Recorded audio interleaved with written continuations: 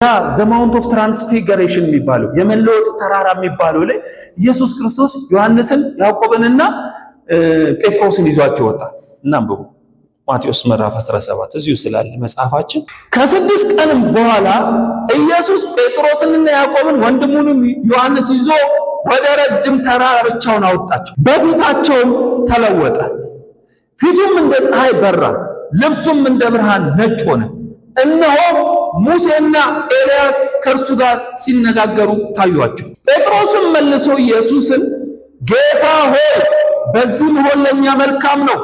ብትወድስ በዚህ 3 ዳስ አንዱን ለአንተ፣ አንዱን ለሙሴ፣ አንዱን ለኤልያስ እንስራ አለ። አልተሸወደም። ጌታ ሆይ በዚህ መሆን ለእኛ ምንድን ነው?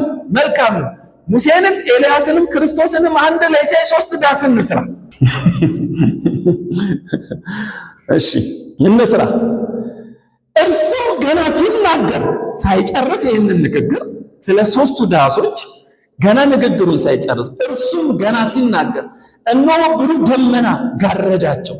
እነሆም ከደመናው አሁን ኤልያስ አይደለም፣ አሁን ሙሴ አይደለም፣ አሁን ዘመኑ ማን ነው? የክርስቶስ።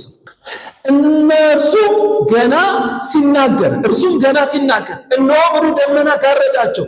እነሆም ከደመናው በእርሱ ደስ የሚለኝ የምወደው ልጄ ይህ ነው፣ እርሱን ስሙት የሚል ድምፅ መጣ። ደቀ መዛሙርቱን ሰምቶ በፊታቸው ወደቁ፣ እጅግም ፈርተው። ጴጥሮስ አሁን አንድ ቀን ሕጉ ጋር፣ አንድ ቀን ነቢያት ጋር፣ አንድ ቀን ማን ጋር?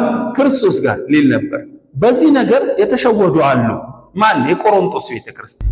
ምን እያሉ ተሸወዱ? ጳውሎስን፣ ጴጥሮስን እና አጵሎስን ባዩ ጊዜ እኔ የማንኛ አንዱ የአጵሎስ፣ እኔስ የኬፋ ነኝ፣ እኔስ የክርስቶስ ነኝ፣ እኔስ የጳውሎስ ነኝ። 4 ቡድን ሰርተው ይሰራ ነው ቡድን